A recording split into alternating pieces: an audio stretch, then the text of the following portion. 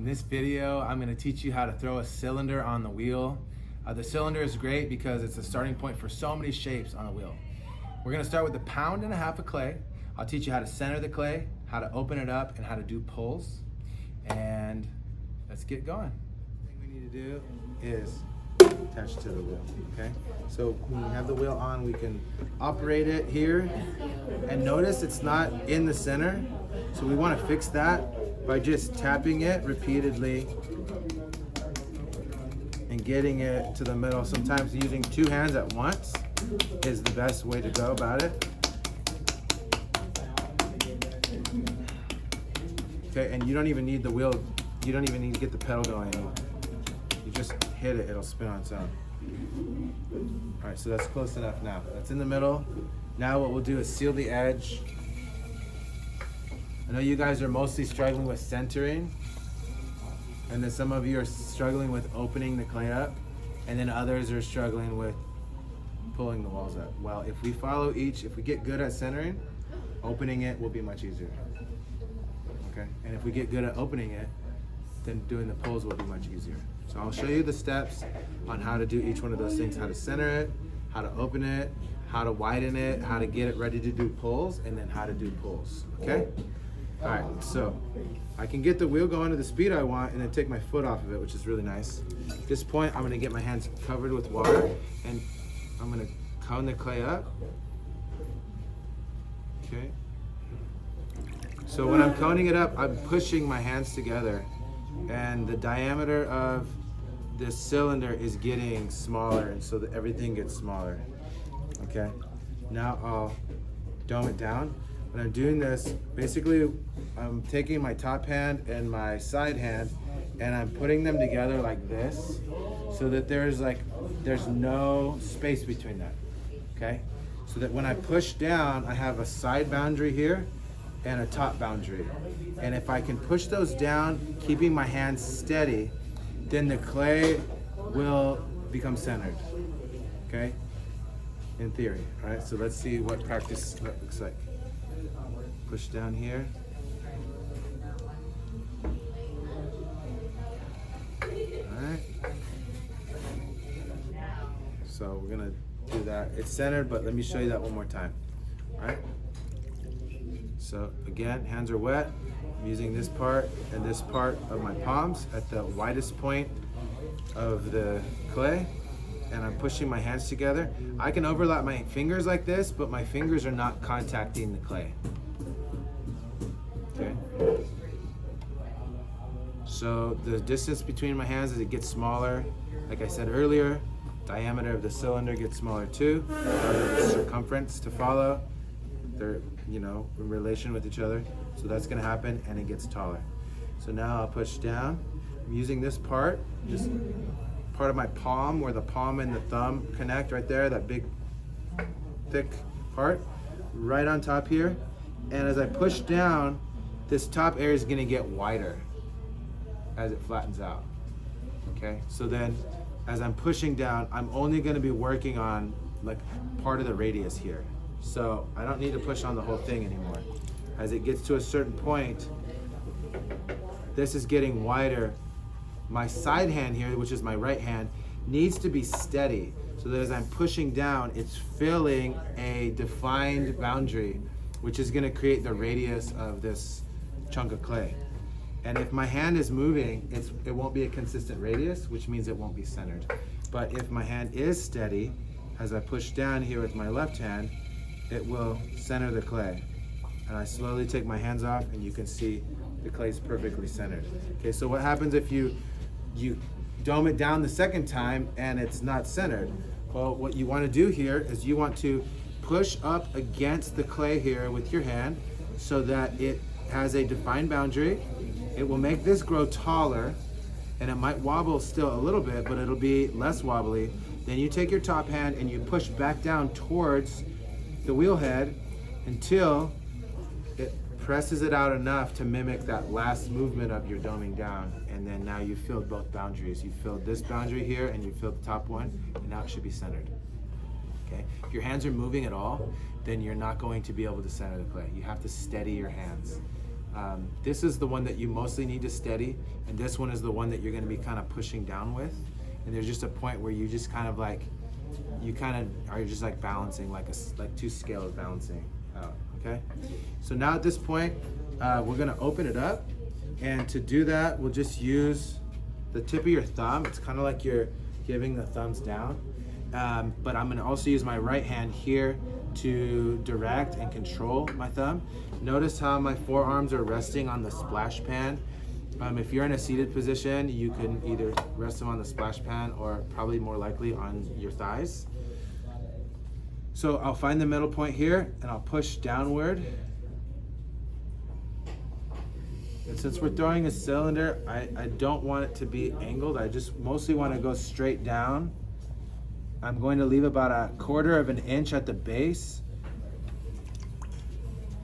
Once I have the depth established, then I'll use my thumb just straight vertical, and I'll push it towards myself to make the hole widen up.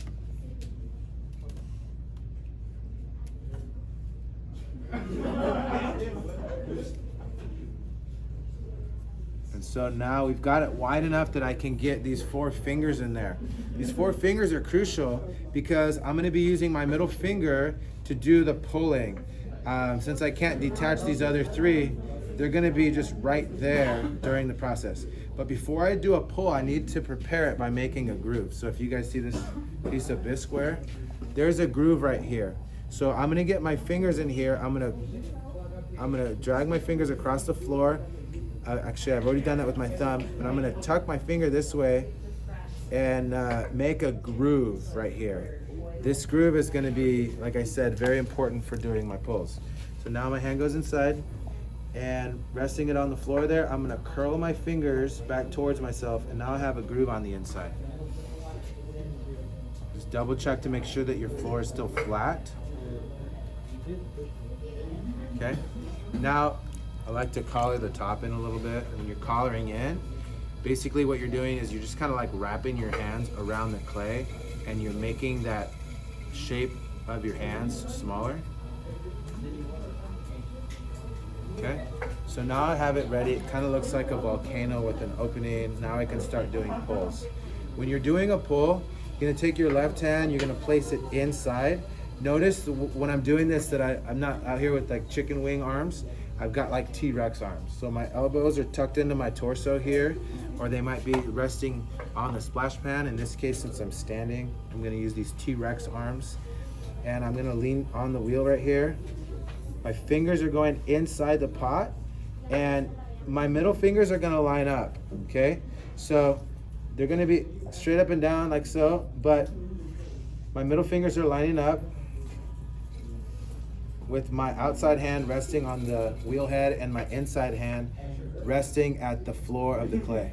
So because I've got a 1/4 inch there, my outside hand is gonna be slightly lower. Okay, so I'm gonna slow the wheel down just a tad, and then that's too much. Right there.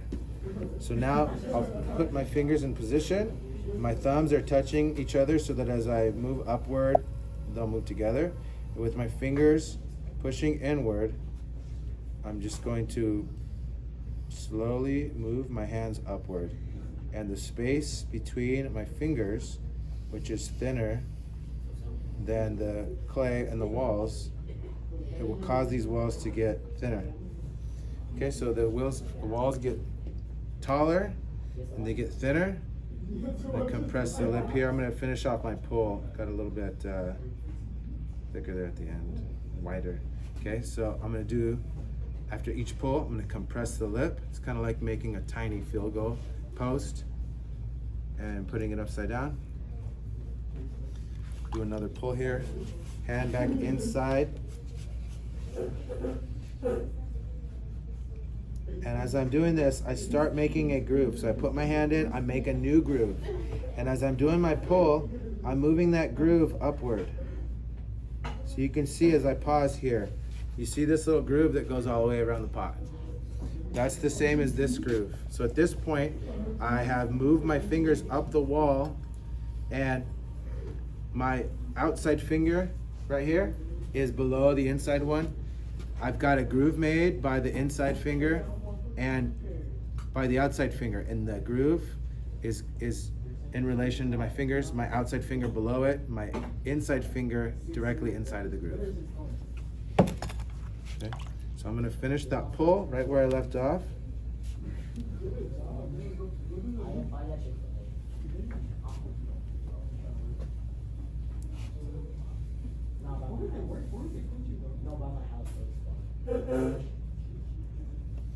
Okay, as we're doing our pulls, we want to make sure that we're not pulling out. Sometimes when we're pulling, we just, without really thinking about it, we're doing a pull and we start making a bowl. If you do that, it's very difficult to collar it back in at this level that you guys are at.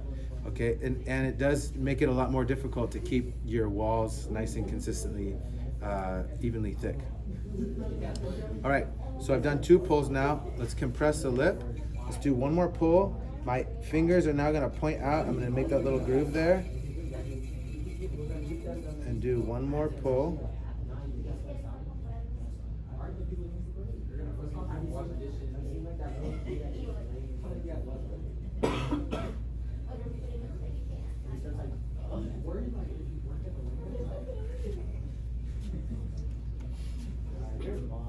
Okay. Collar this in here at the top. Finish that last pull. I got a little bit nervous. Got a lot of eyes on me. I got nervous there at the end. Okay. All right, so I got this knife right here. Clean it off so I can get a good grip on it. I'm gonna use this to just kind of clean up the walls here, make them nice and straight.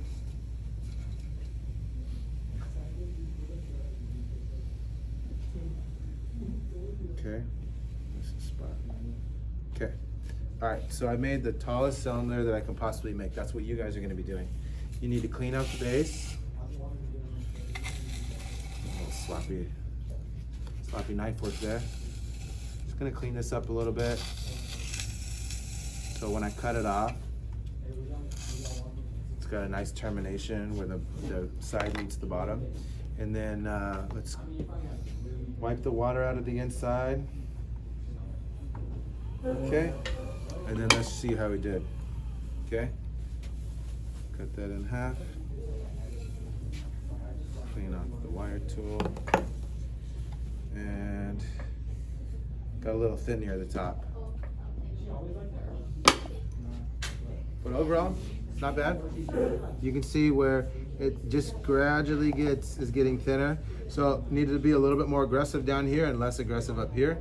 But that's why we cut it in half, so that we can see how we did, and we can make improvements as we go.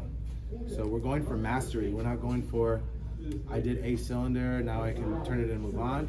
We're making a cylinder, cutting it in half, seeing how well we did. Let's do it again. Let's try that again. And let's take the information we got by cutting it in half and using that to guide the next, and the next, and the next, and the next. All right, thanks.